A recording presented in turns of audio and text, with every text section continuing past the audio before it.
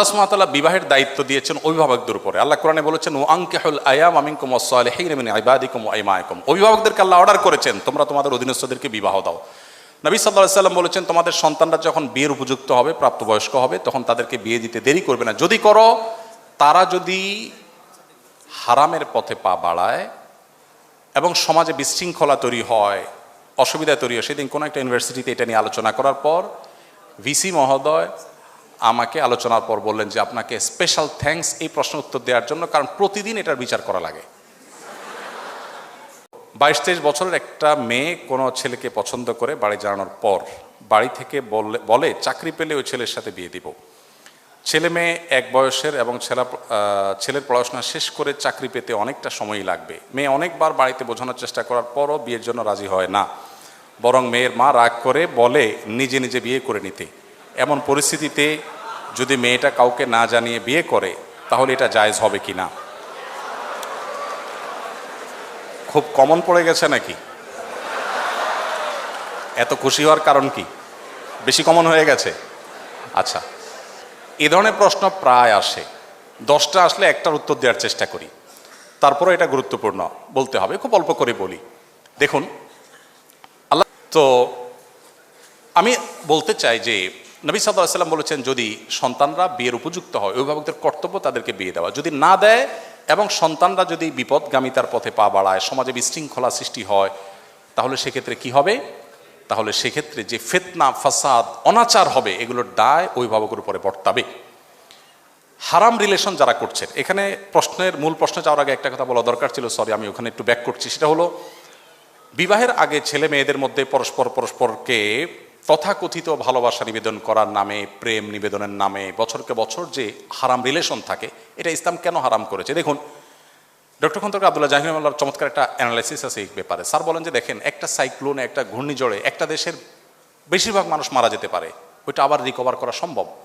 কিন্তু কোনো জাতির মধ্যে যদি একবার এই টেন্ডেন্সি আছে যে আমরা সন্তান গ্রহণ করব না, বৈবাহিক জীবন যাপন করব না, সাংসারিক জীবন যাপন করব না, এই প্রবণতা যদি কোনো জাতির মধ্যে একবার আসে, তখন মানব সভ্যতার অস্তিত্বই হুমকির মধ্যে পড়বে। কিভাবে?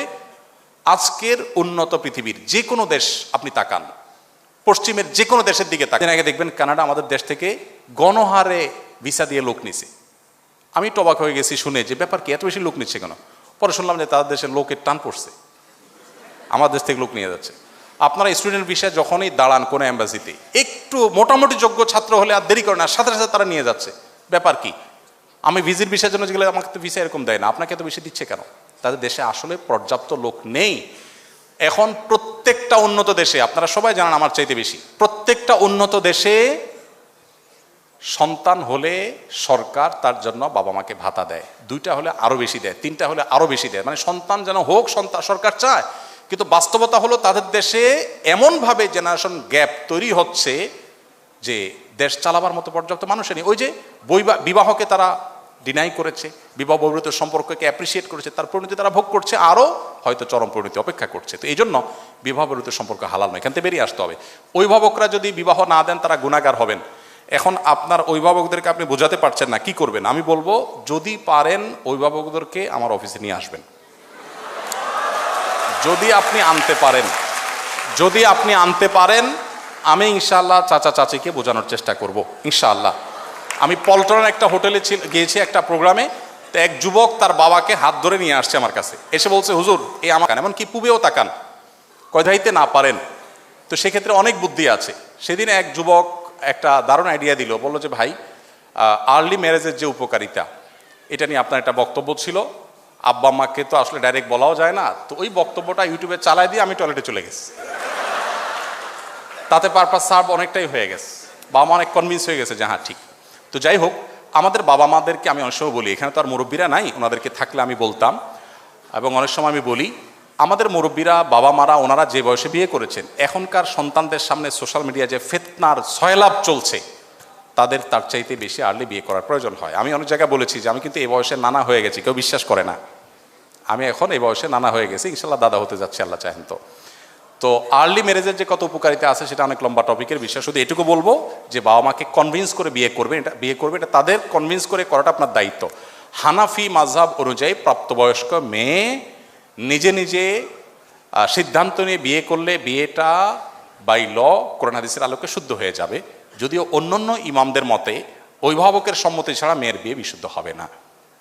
তো এই জায়গাটাতে আমি বলবো বোনদেরকে, ভাইদেরকে, যে বাবা মাকে কনভিন্স করার চেষ্টা করুন, নানাভাবে কনভিন্স করার চেষ্টা করুন। এটা সিরিয়াস ইস্যু এবং তাদেরকে জানিয়ে বিয়ে করা ভালো। অনেকে বলে হুজুর পালিয়ে বিয়ে করা যাবে কিনা, আমি বিয়ে তো চুরি না, পালাতে হবে কেন?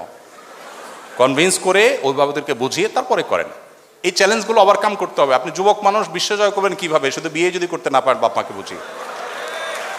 বিয়ে করার ব্যাপারে বাপ মাকে যদি ভালো করে বোঝাতে না পারেন, আপনি দুনিয়া জয় করবেন কোত্থেকে? এই ছোট কাজটা যদি না পারেন চ্যালেঞ্জ নিতে হবে, কিন্তু তাদেরকে বোঝানোর চেষ্টা করতে হবে। আর কত বুদ্ধি দেবো, একটা ছোট টিপস দিয়ে শেষ করি। এলাকার ইমাম সাহেব হুজুরের সাথে বাইল করবেন, হুজুরে ভালো করে চা নাস্তা খাওয়ায় বলবেন হুজুর আমার আব্বাকে একটু এই বিষয়টা ভালো করে বুঝান, দেখবেন হুজুর ইনশাআল্লাহ কনভিন্স করে ফেলেছে।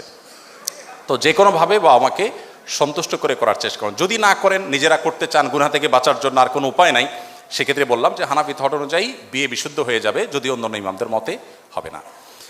আমি একসময় অনলাইনে গাছের একটা ছোট বিজনেস করতাম, এখন আর করি না, কিন্তু মাঝে মাঝে মনে হয় আমি অনিচ্ছাকৃত বা ভুলবশত অনেকেরই প্রাপ্য জিনিস দিতে পারিনি, ভুলবশত হয়তো আমি তাদের হক নষ্ট করেছি। এটা নিয়ে আমি খুব অনুতপ্ত। আমার করণীয় কি? এখন একটা কাজ করবেন, আমি নিজে করি, সেটা হলো কিছু দান করবেন এই নিয়তে যে আল্লাহ আমার অজান্তে কারোর অধিকার, আর্থিক অধিকার নষ্ট করে থাকতে পারি, আমি এই দানটা করছি আমি সব পাওয়ার জন্য না, ওই ব্যক্তির পক্ষ থেকে যিনি আমার থেকে পাবেন। আমি জানি আমার বাপ অনেক বলছে বিয়ে দেয় না, তো বলেন, আমি তো লজ্জায় পড়ে গেলাম যে কত বেহায়া ছেলে, এভাবে মুখের উপরে বলে নাকি মানুষ?